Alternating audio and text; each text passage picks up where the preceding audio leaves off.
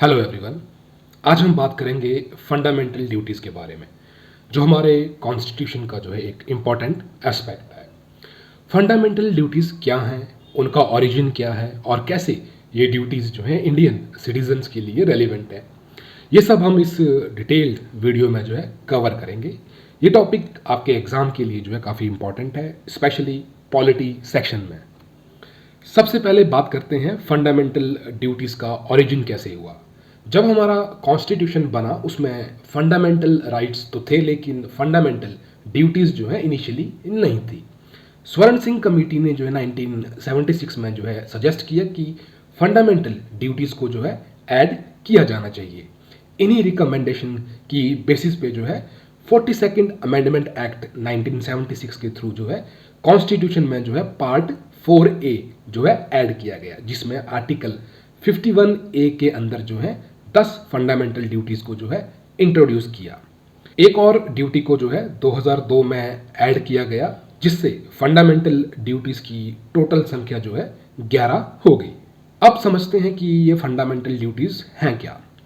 Constitution के article 51A के under जो है हर सिटीजन्स के लिए जो है 11 ड्यूटीज़ को जो है डिफाइन किया गया है। ये ड्यूटीज़ हमारी मोरल ऑब्लिगेशंस को जो है रिफ्लेक्ट करती हैं और एक रिस्पॉन्सिबल सिटीज़न बनने के लिए जो है हमें मोटिवेट करती हैं। तो पहली फंडामेंटल ड्यूटी है to abide by the constitution and respect its ideals and institutions, the national flag and the national anthem. हर सिटीजन का ड्यूटी है कि वो कॉन्स्टिट्यूशन का जो है रिस्पेक्ट करे और उसके आइडियल्स को जो है फॉलो करे। नेशनल फ्लैग और नेशनल एंथम का जो है मान सम्मान करना जो है हर सिटीजन का जो है फर्ज है। दूसरी है to cherish and follow the noble ideals which inspired our जो नेशनल स्ट्रगल फॉर फ्रीडम है। तो अपने फ्रीडम स्ट्रगल के आइडियल्स को समझना और उनको फॉलो करना जो है हर सिटीजन की जो है ड्यूटी है। तीसरी है to uphold and protect the sovereignty, unity and integrity of India. देश की सोवरेनिटी, यूनिटी और इंटीग्रिटी को जो है प्रोटेक्ट करना जो है हर सिटीजन का जो है फर्ज है। चौथी है to defend the country and render national services when called upon to do so. अगर ज़रूरत पड़े तो देश की रक्षा के लिए जो है तैयार रहना और नेशनल सर्विस जो है प्रोवाइड करना हर सिटीजन का जो है फर्ज है। पांचवी है to promote harmony and spirit of common brotherhood among all the people of India, transcending religious, linguistic and regional और sectional diversities, to renounce practices derogatory to the dignity of women.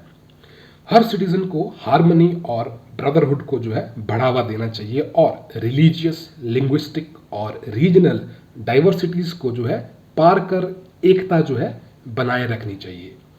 Women's की जो dignity है उसको जो है harm करने वाली practices को जो है छोड़ देना चाहिए। छवीं है to value and preserve the rich heritage of our composite culture. अपने रिच कल्चरल हेरिटेज को जो है प्रिजर्व करना और उसका मान जो रखना जो है हर सिटीजन की जो है ड्यूटी है। सातवीं है to protect and improve the natural environment including forest, lakes, river and wild life and to have compassion for living creatures. Environment जैसे फॉरेस्ट, लेक्स, रिवर और वाइल्ड लाइफ को जो है प्रोटेक्ट करना और लिविंग क्रिएचर्स के लिए जो है एक दया का भाव दिखाना जो है हर सिटीजन का जो है फर्ज है। आठवीं है to develop the scientific temper, humanism and the spirit of inquiry and reform. Scientific temper, humanism और इंक्वायरी का जो है स्पिरिट डेवलप करना जो है हर सिटीजन की रिस्पॉन्सिबिलिटी है। नाइन्थ है to safeguard public property and to abjure violence. Public property का ध्यान रखना और उसका नुकसान ना करना और वायलेंस से जो है दूर रहना हर सिटीजन का फर्ज है। 10वां to strive towards excellence in all spheres of individual and collective activities so that the nation constantly rises to higher levels of endeavour and achievement. हर सिटीजन को अपने इंडिविजुअल और कलेक्टिव एक्टिविटीज में जो है एक्सीलेंस के लिए जो है स्ट्राइव करना चाहिए, ताकि देश और देश और जो है ऊंचा उठ सके। 11वीं है to provide opportunity for education to his child और ward between the age of 6 and 14 years. हर पेरेंट और गार्जियन की ड्यूटी है कि वो अपने 6 से 14 साल के बच्चों को जो है एजुकेशन प्रोवाइड करें। अब बात करते हैं फंडामेंटल ड्यूटीज़ का इम्पोर्टेंस क्या है। ये ड्यूटीज़ हमारे डेमोक्रेसी को जो है स्ट्रांग बनाती हैं और एक रिस्पॉन्सिबल सिटीज़न जो है बनने के लिए मोरल फाउंडेशन जो है प्रोवाइड करती हैं। ये ड्यूटीज़ रिमाइंड करती हैं कि जैसे हमें फंडामेंटल राइट्स मिले हैं वैसे ही कुछ रिस्पॉन्सिबिलिटीज़ जो हैं वो भी जो है हमें निभानी चाहिए। फंडामेंटल ड्यूटीज़ सिटीजन्स और स्टेट के बीच एक बैलेंस बनाती है। ड्यूटीज़ जो है हर सिटीज़न को जो है एक कलेक्टिव आइडेंटिटी का जो है हिस्सा बनाती है और देश के प्रति जो उनकी रिस्पॉन्सिबिलिटी है उसको जो है एम्फेसाइज करती है।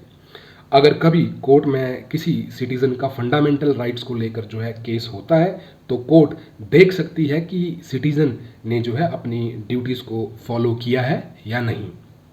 अब सवाल उठता है कि क्या ये फंडामेंटल ड्यूटीज़ जस्टिशिएबल हैं, यानी अगर कोई सिटीज़न अपनी ड्यूटी को नहीं फॉलो करता तो क्या उसे उसके अगेंस्ट जो है कोई एक्शन लिया जा सकता है। आंसर है कि जो फंडामेंटल ड्यूटीज़ हैं वो नॉन जस्टिशिएबल इन नेचर हैं, यानी कोर्ट में इनको जो है एनफोर्स नहीं किया जा सकता, लेकिन इनको जो है एक मोरल रिस्पॉन्सिबिलिटी के तौर पे जो है देखा जाता है। कोर्ट्स भी जो है कई बार अपने जजमेंट्स में जो है सिटीजन्स को इन ड्यूटीज़ के महत्व को जो है याद दिला चुकी है। जैसे कि सुप्रीम कोर्ट ने कई बार कहा है कि हर सिटीज़न को जो है अपने फंडामेंटल ड्यूटीज़ को जो है समझना चाहिए और उन्हें जो है फॉलो करना चाहिए, चाहे ये ड्यूटीज़ एनफोर्सेबल हो या ना हो। अक्सर यूपीएससी एस्पिरेंट्स को जो है फंडामेंटल ड्यूटीज़ और फंडामेंटल राइट्स के बीच का जो है कंपैरिजन समझना जो है इम्पॉर्टेंट होता है। दोनों ही कॉन्स्टिट्यूशन के एसेंशियल पार्ट्स हैं, लेकिन कुछ की डिफरेंसेस हैं। तो जो फंडामेंटल राइट्स हैं ये जो है एनफोर्सिएबल हैं, यानी अगर किसी सिटीज़न के राइट्स जो हैं वायलेट होते हैं तो वो कोर्ट में जो है जा सकते हैं, लेकिन फंडामेंटल ड्यूटीज़ जो है एनफोर्सिएबल नहीं है, लेकिन एक मोरल ऑब्लिगेशन के तौर पर जो है इम्पॉर्टेंट है। फंडामेंटल ड्यूटीज़ और राइट्स जो हैं एक दूसरे को जो है बैलेंस करते हैं।